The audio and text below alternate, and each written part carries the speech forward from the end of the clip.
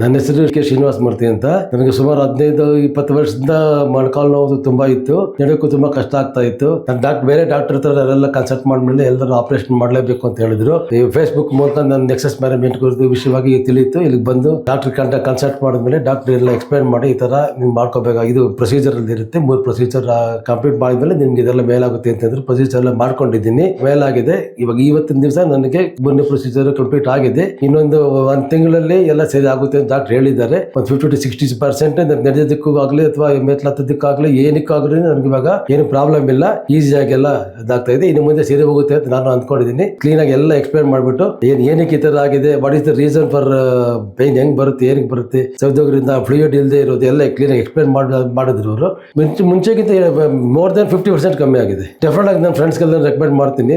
ನಿಮ್ಮ ಸಿಸ್ಟರ್ಗೆನೆ ಈ ತರ ಈ ಪ್ರಾಬ್ಲಮ್ ಇದಿದೆ, ಬಟ್ ಇನ್ನೊಂದು ತಿಂಗಳಾದ್ಮೇಲೆ ನಾನು ನೋಡ್ಕೊಂಡು I will refer not only my sister, even my friends also, those who got pain, knee pain ಇರೋರಿಗೆಲ್ಲರೂ ನಾನು ರೆಕಮೆಂಡ್ ಮಾಡ್ತೀನಿ. Thanks to the Nexus management.